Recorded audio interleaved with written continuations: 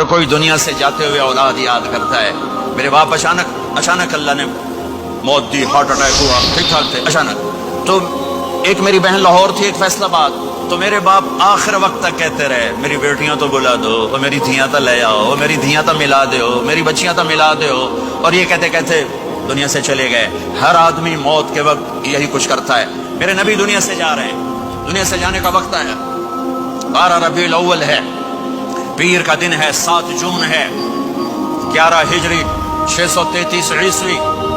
جبریل نے آ کے صبح آپ نے ساری بیگمات کو بلایا, رخصت فرمایا, ملاقات کی. بیٹے کو بلایا, کان میں کہا میں جا رہا ہوں.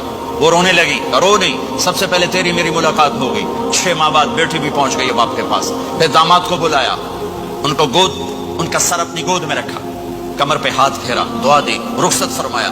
آخر میں اپنی آنکھوں کی ٹھنڈک کو بلایا. کون؟ حسن اور حسین. کہ میری آنکھوں کی ٹھنڈک حسن اور حسین, میرے جنت کے پھول حسن اور حسین. یوں لیا اور ساتھ ہی آنسو ٹپ ٹپ ٹپ ٹپ ٹپ ٹپ. بیویوں کو جدا کیا, آنسو نہیں. بیٹی کو جدا کیا, آنسو نہیں. داماد کو جدا کیا, آنسو نہیں. جب بچوں کو جدا کرنے لگے تو یوں آنسو. ایک کو زہر میں تڑپتے دیکھا, ایک کا کٹا سر نیزے پہ چڑھتے دیکھا, تو آنسو رک نہیں سکے, دعا نہیں کی, ہاتھ نہیں اٹھائے, اللہ کی تقدیر کے سپرد کر دیا. اولاد کو ذبح ہونے کے لیے تیار کر لیا کہ کل میری امت اولاد کے پیچھے جھوٹ نہ بولے, رشوت نہ لے, حرام کاروبار نہ چلائے, دھوکہ نہ دے, فراڈ نہ کرے. بچوں کو کہاں سے کھلائیں, بچوں کو کہاں سے پلائیں, کہ یہ میرا حسین کا سر کٹ کے نیزے پر چڑھا ہوا ہے. جب سب چلے گئے تو جبریل آ گئے. آپ نے فرمایا کیا ہوا؟ خاموش کھڑے تھے. کہ موت کا فرشتہ دروازے پر اندر آنے کی اجازت چاہتا ہے. اپنے نبی کا مقام دیکھو, موت بھی پوچھ کے آتی ہے. آپ نے کہا آ جائے, آپ کی اجازت پر ملک الموت اندر آئے. اسرائیل کا السلام علیکم یا رسول اللہ. کہنے لگا آپ پہلی ہستی ہیں, میں سلام کر رہا ہوں, میں نے کبھی کسی کو سلام نہیں کیا. کہنے لگا آپ پہلی ہستی ہیں, اللہ نے فرمایا تھا پوچھ کے اندر جانا, بن پوچھے نہ جانا. پھر کہنے لگے آپ پہلی ہستی ہیں, اللہ نے فرمایا آنا چاہیں تو لے آنا, رہنا چاہیں تو چھوڑ کے آ جانا. یہ وہ دربار رسالت ہے جہاں موت بھی پوچھ کے آتی ہے.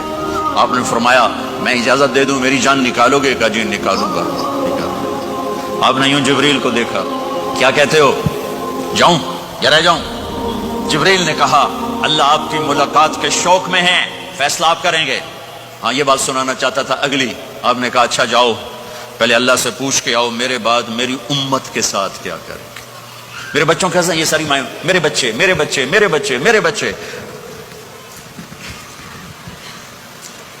میرے نبی کو تو پتا تھا کہ یہ تڑپ تڑپ کے ایک زہر میں جائے گا اور ایک کا سر کٹ کے نیزے پہ چڑھے گا. کیوں نہیں ان کے لیے ہاتھ اٹھائے, ہمارے لیے کیوں روئے کہ جاؤ اللہ سے پوچھ کے آؤ میرے بعد میری امت کے ساتھ کیا کرے گا, میں پھر جواب دوں گا. جبریل واپس گئے, موت کا فرشتہ کھڑا ہوا ہے. جواب آیا یا رسول اللہ آپ کا رب کہہ رہے ہیں آپ کی امت کو تنہا نہیں چھوڑوں گا. مجھے میرے رب کی قسم جو سن رہا ہے جس نے ہمیں یہاں جمع کیا ہے, سنو میری بات غور سے. اگر میرے نبی یہ سوال نہ اٹھاتے تو آج میں اور آپ بھی بندر خنزیر میں بدل چکے ہوتے. میری اور رب کی کوئی رشتہ داری نہیں ہے. اس امت نے وہ سب کچھ کر دیا جو پہلی امتوں نے کیا, لیکن کون ہے جس نے عذابوں کو روکا ہوا؟ وہ میرے نبی کے آنسو, میرے نبی کی آہیں, میرے نبی کی دعائیں, میرے نبی کی فریادیں, میرے نبی کی تڑپ, میرے نبی کا رونا, میرے نبی کا پیٹ پہ پتھر باندھنا, اس نے روک دیا. کوئی نبی جاتے ہوئے امت کے لیے نہیں رویا. واحد نبی ہیں جو جاتے ہوئے امت کے لیے روئے, میری امت میری امت میری امت.